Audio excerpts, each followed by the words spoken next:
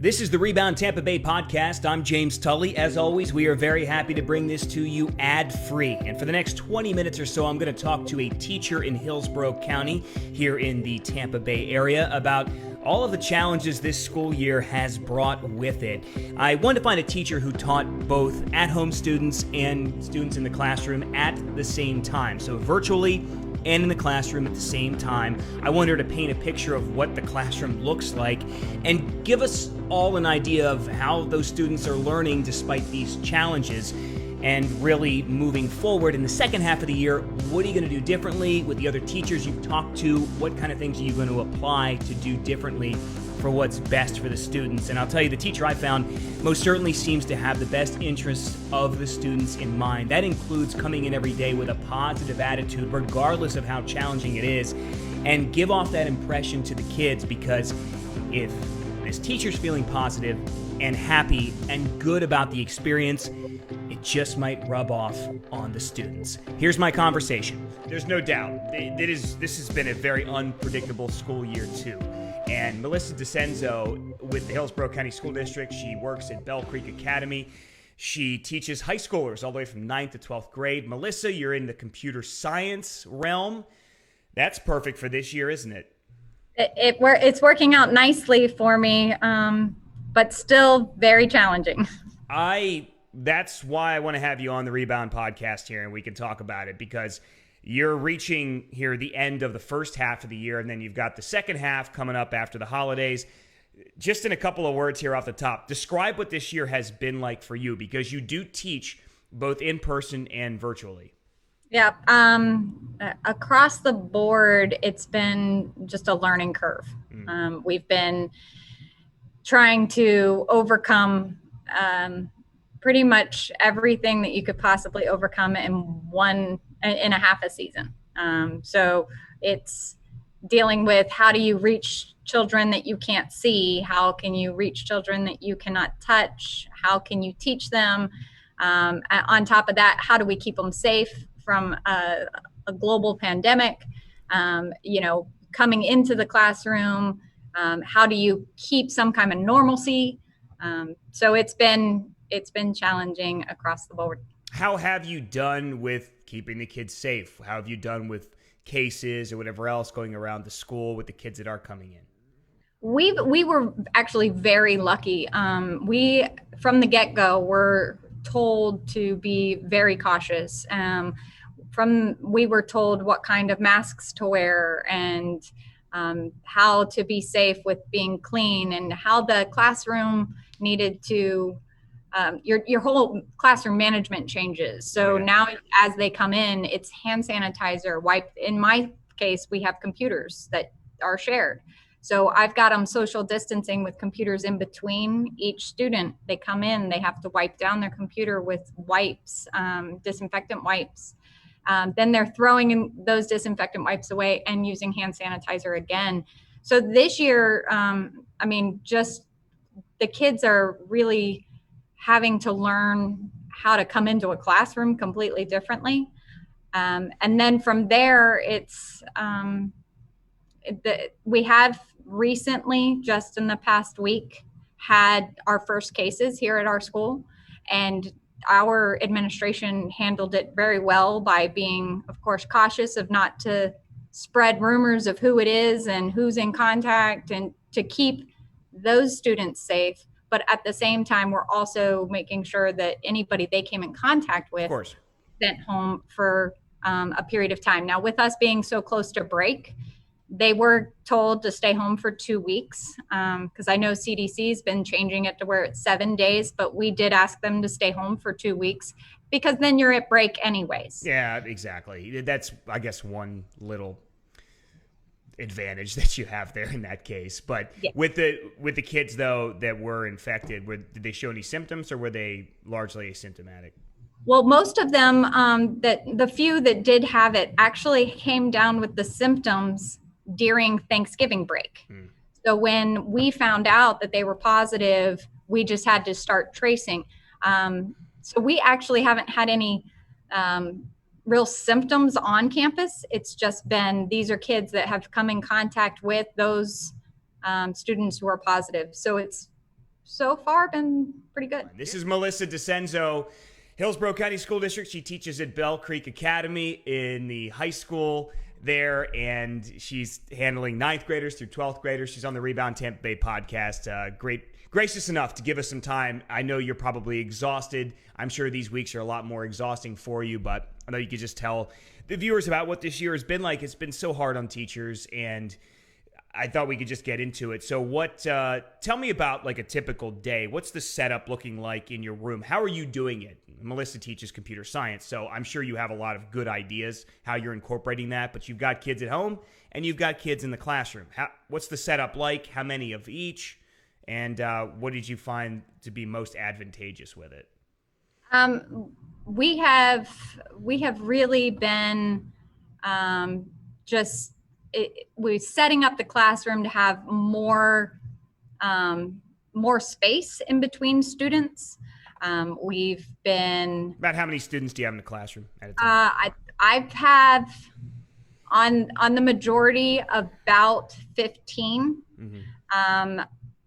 There are some classes that I might have 7. There's another couple classes that I have maybe 21 in the classroom, where normally that's a little bit low, of course. We have actually had more of like a 60-40 split all year long. So 60% is at home. So because I'm an elective, I usually have more kids in my classes. So those classes that I have about 19 in my classroom, I also have approximately 20 or so at virtual. So, the numbers are pretty evenly split.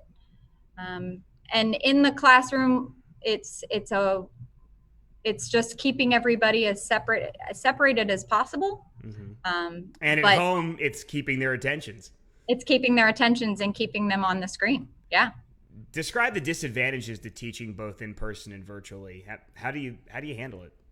Well, normally teaching is not an 8 to 5 job anyways. We usually work nights and weekends and breaks and lunches, but we know when we sign up to be a teacher that things are going to be different. So this year, with being both virtual and in school, the juggle has changed. Like I had mentioned, classroom management is different. You can handle the children in the classroom like you normally would, but now you've got to keep up with the children who have disabilities, that have different home lives. You have to keep their attention. You have to keep them engaged. You have to make sure that they're there.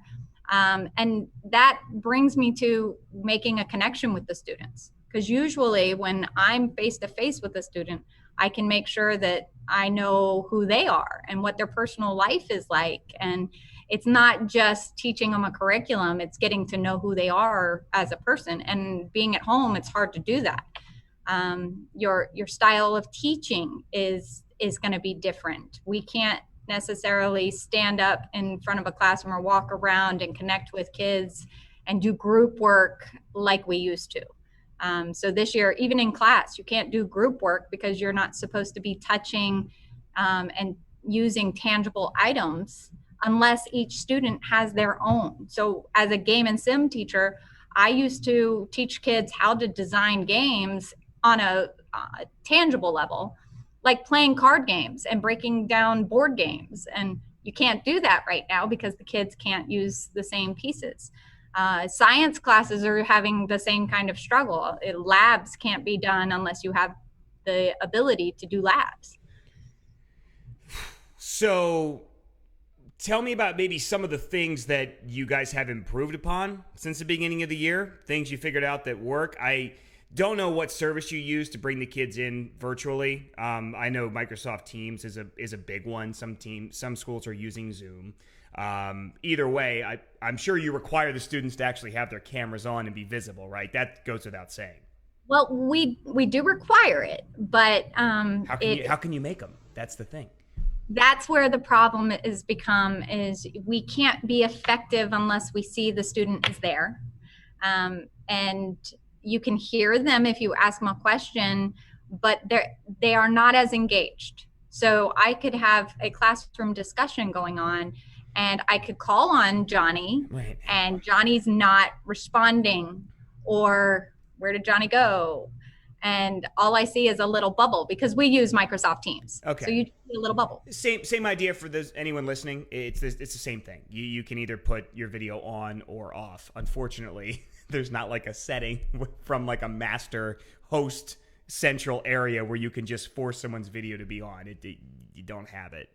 So that what can you do? It's not like you can hand out a detention slip there virtually, right? If they don't put on their video, you can't. I mean, you can ask them to, but you can't force them, right? But you can't force them, and you can't really give a detention.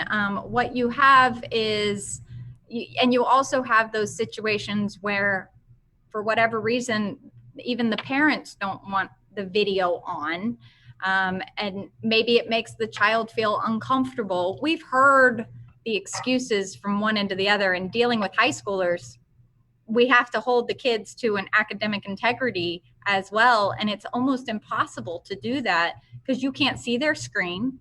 You don't know what they're looking up. You don't, and the responses aren't necessarily the student thinking, right? I understand. It's another source. But it is a rule. I mean, you can't, regardless of what the parents say, you guys can mandate that, and they can be deducted points or whatever if they don't put on their camera. Well, but at that point, you can't deduct points because you're actually grading them on the ability to do the work and the course load, right? The content. Right. So if you take points off because they don't turn their camera on, then yeah, that comes down to participation. So maybe that's where administration should look to give us another grading spot, like what an approach to learning score, right? So you get a score for your content and you get a score for your approach to learning. And then at that point, how does that affect GPAs and college entrance? Because colleges want high school students to be there, to be live, to be, working as a good student per se.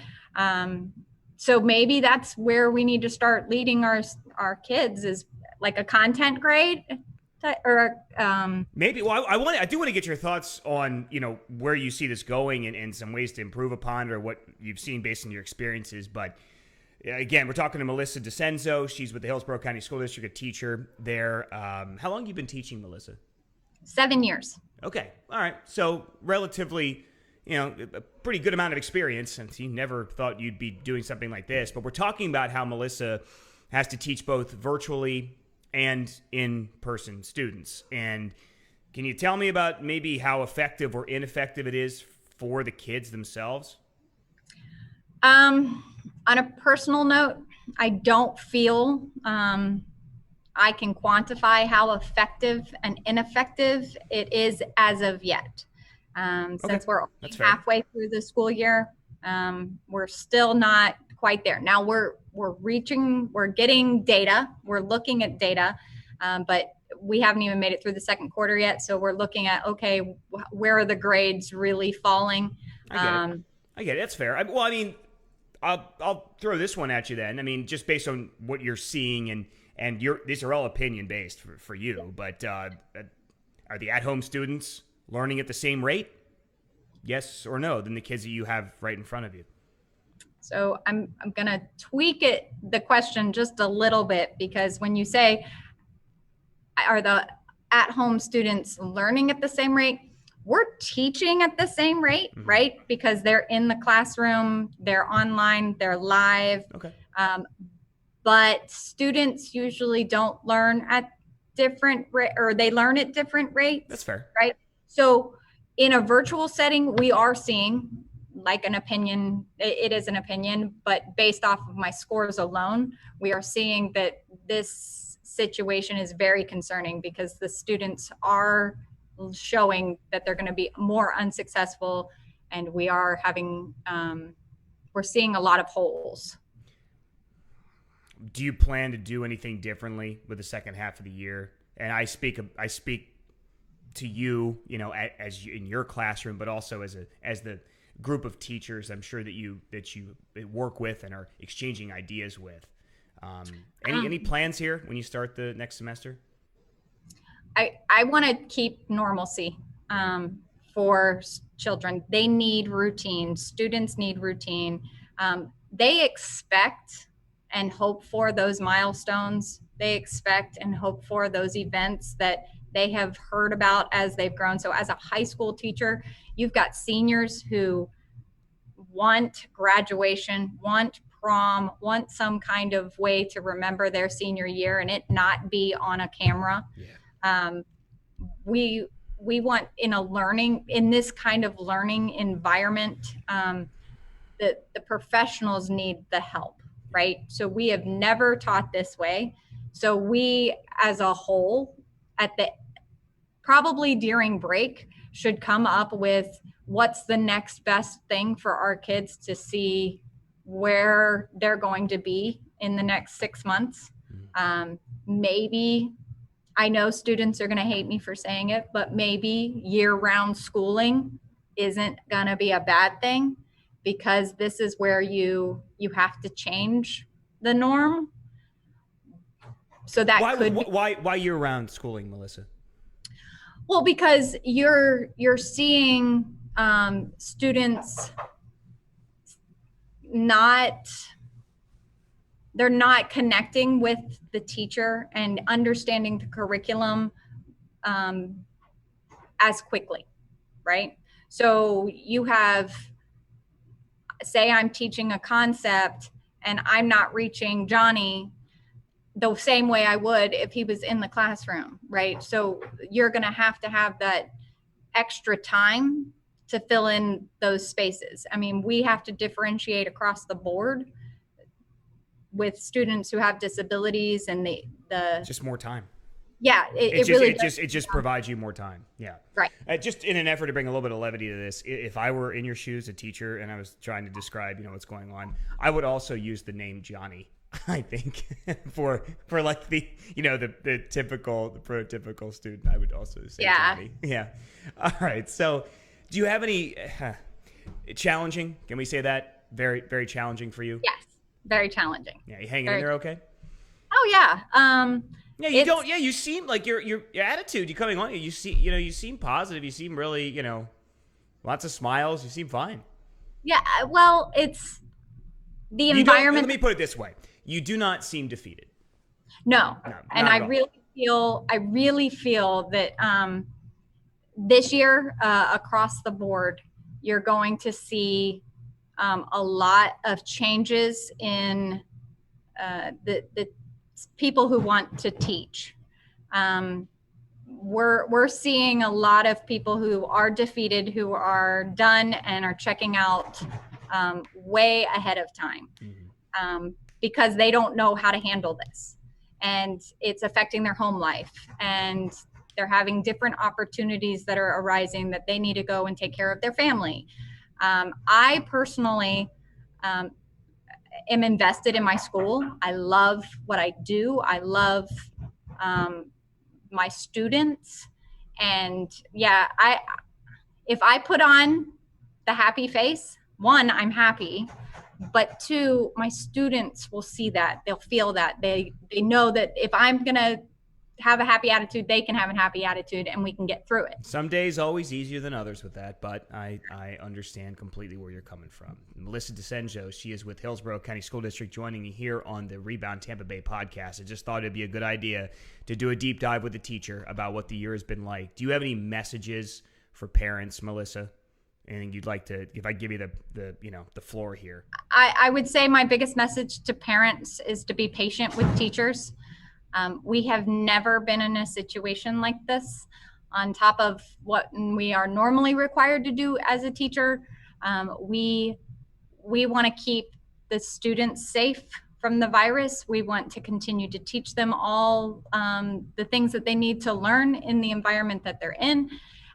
So we wanting to reach out to parents to say, please be patient with us and understand that we're going through a hard time as well in learning and growing and adapting to everything that we're being thrown at. I feel as a whole, the Department of Education of Florida, as well as the United States Department of Education, will have to learn how to overcome this as well and give us direction so that we can grow and do more. One of my mottos in life is everything in moderation. So be an involved parent. Yes, completely agree. But also at the same time, respect that as us as teachers are professionals in our job. We've gone through the training. I, as a mom of 3, want to support my child, but I also want to make sure that they're getting the education from someone who's been trained in that field. So I'm trained in computer science. I'm going to teach the kids how to do the curriculum in computer science, but I'm not going to go to, one of my child's math teachers and tell them how to do their job. Of course. So on a whole, I really hope that parents just be patient with us and understand that we're all going through this at the same time. I think it's a fair ask. Melissa, thank you so much for making a little bit of time, and I want to wish you the best of luck in the second half of the year. And I'm sure you have a lot of confidence that you're going to get through the year and learn a lot from this and apply it and work together with your whole group of teachers there at Bell Creek Academy. Yes, sir. New episodes of the Rebound Tampa Bay podcast drop every single Wednesday morning. Check it out on your favorite podcast provider. You can watch a video version of this on the ABC Action News streaming news channel, also inside our app and on abcactionnews.com/rebound. I'm James Tully. Thanks for listening.